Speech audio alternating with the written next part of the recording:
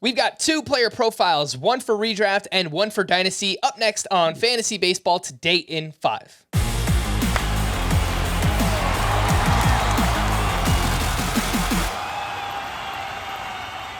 Welcome into FBT in 5. Today is Friday, February 10th. I am Frank Sample, joined by Chris the Welsh. Trying something new here on FBT in 5. We've got some player profiles for polarizing players, and let's start with Freddie Peralta, starting pitcher with the Milwaukee Brewers, an ADP of 144.5 as the 40th starting pitcher off the board.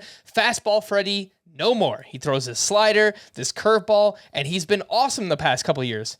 The problem, Welsh, is the shoulder injury. Last year, Peralta was limited to just 78 innings, yet the underlying skills are still really good. What do we do with Freddie Peralta? He's impossible. I told you this before. I was like, let's pick any other name. Let's talk about any other player besides Freddie Peralta because he's impossible. I was also telling you this. I was putting together some bust thing and I want to put him on there. And then I go and I look and you're overwhelmed. As far as like giving up, top 8% of the league in expected batting average, which is good. Top 8% expected slugging, really good. Top 10% ex-WOBA. These are great ways he's maintaining. His expected ERA was also top 10% in the league, and he gave up some of the least hard hit percentage balls overall in the league, except his health. I don't know how to quantify him right now because you also saw a decrease, though. This is something I'm worried about. And all those great peripherals, whiff percentage across his pitches have gone down. You said, yes, he's added a slider and curveball. In 2021, he had a 30% whiff rate on his fastball, 43% on his slider, and a 27% on his curveball.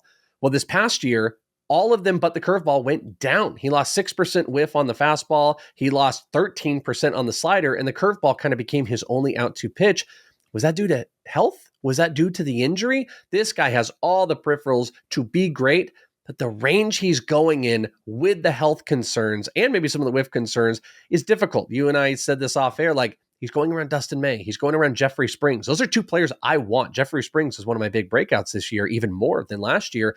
I just don't think I want to dive in and take the risk on a really big injury-prone player who also saw kind of a decrease in these new added pitches, even though he is phenomenal as far as a strikeout pitcher goes and might still have some big flashes.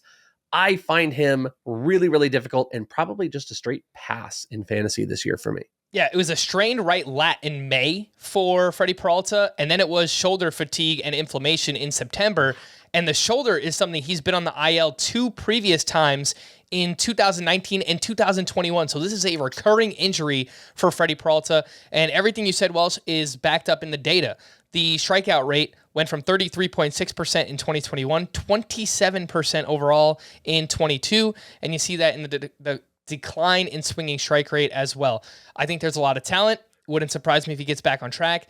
But this price tag right now, I'd rather wait and take someone, like you said, Dustin May, Jeffrey Springs, even Jesus Luzardo, who has his own injury concerns, but I do like the stuff for Luzardo quite a bit as well. Yeah. Let's shift over to a prospect in Dynasty Leagues, Welsh, another polarizing player. Marco Luciano with the San Francisco Giants, a shortstop prospect once regarded as one of the top prospects in the game, and it feels like he's lost some of his luster. Limited to just 65 games last year, he hit .269 with 11 home runs and an .817 OPS.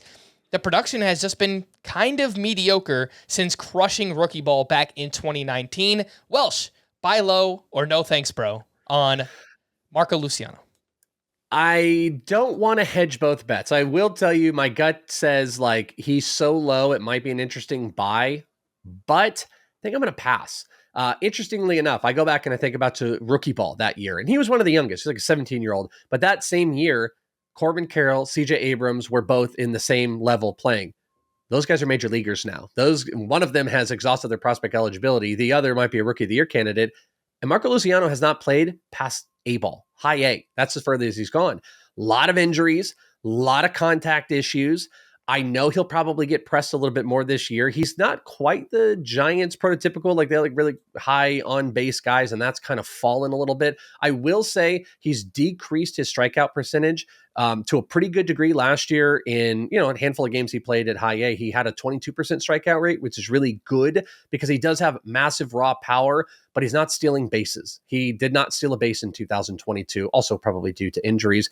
I think this is somebody that maybe still has some name value that I think is going to be a minimalist as far as fantasy production. And I'm probably a pass, and it makes me sad because he really does have some special power. Maybe this will be a really big late bloomer, but at this point, I think you are dicey about 3 good categories. So if you could find someone in your Dynasty League that still values the name Marco Luciano, maybe you try and ship him off to that manager and see what you can get in return.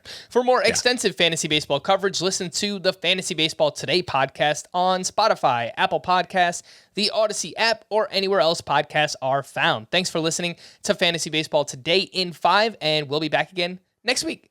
Bye-bye.